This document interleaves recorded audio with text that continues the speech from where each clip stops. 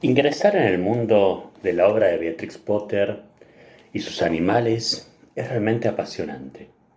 Estamos hablando de una autora que yo, en la caracterización y por el estudio que he realizado de su obra y otros autores de fines del siglo XIX y comienzo del siglo XX, la colocaría en un lugar de ruptura. En un lugar de ruptura más allá de que tal vez sus imágenes como la de Peter Rabbit o Perico, como se lo conoce en su traducción española, puedan parecer sumamente aniñados y una cosa como muy naif. ¿De ruptura en qué sentido?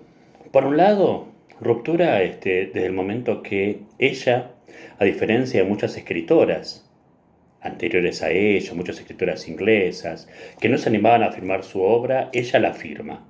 Y ella pone su condición de mujer, del hecho de poner su nombre. Y esto es una cosa importante.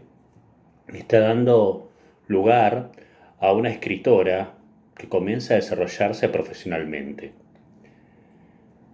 Es una escritora de ruptura porque pelea con el mercado editorial y logra que sus publicaciones tengan un tamaño acorde a las manitos de los nenes.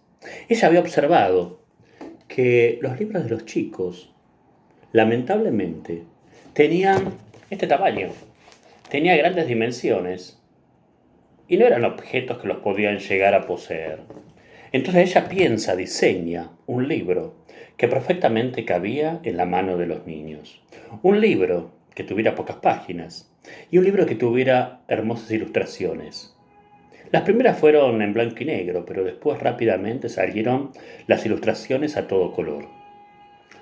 Esto no es algo menor, porque indudablemente implica una relación de lo paratextual, pero acá tenemos el caso de una autora y una ilustradora que hace la producción integral de todos sus libros.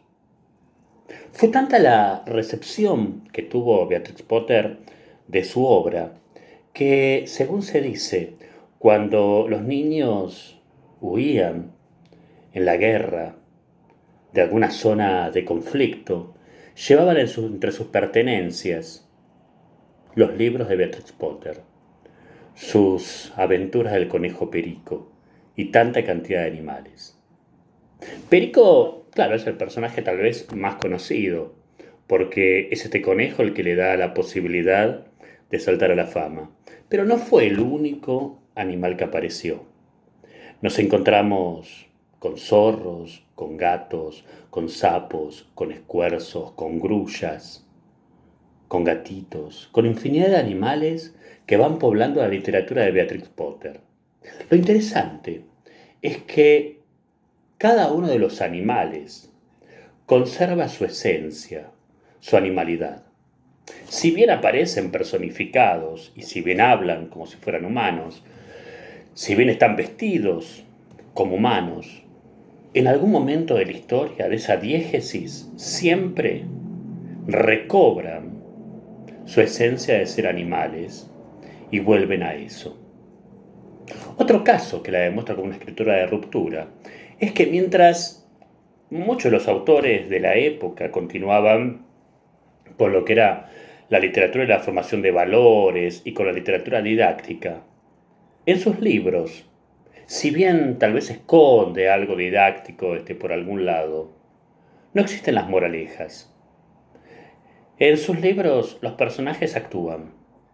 Y lo más interesante es que los protagonistas, fundamentalmente, actúan muchísimas veces de una manera que yo denomino políticamente incorrecta. Es decir, los personajes hacen lo que no tendrían que hacer. Los personajes se mueven como no se tendrían que mover. Los personajes son capaces de, por ejemplo, desobedecer una indicación de la madre, y aunque les vaya mal, hasta la última consecuencia, después se arrepienten, pero sin embargo, saben que la desobedecieron y seguramente van a seguir haciéndolo. Esto, si bien podía llegar a ser criticado por muchos contemporáneos de Beatrix Potter, le significó para los niños algo maravilloso. ¿Por qué? Porque era un guiño y le estaba diciendo, dale, portate mal, animate, no pasa nada. No es esa literatura didáctica a la que estamos acostumbrados y que hemos disfrutado por muchos escritores, o tal vez muchos la han padecido. Estos cuentos son maravillosos, pero saben que no solamente ha escrito cuentos, también ha escrito, por ejemplo, canciones infantiles. Hay una muy linda que se llama Canciones infantiles de Manzanitas Verdes.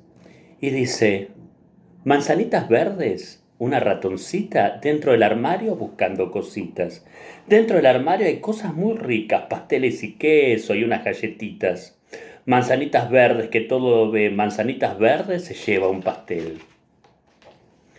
Si nos fijamos, la misma ternura, los mismos personajes totalmente queribles.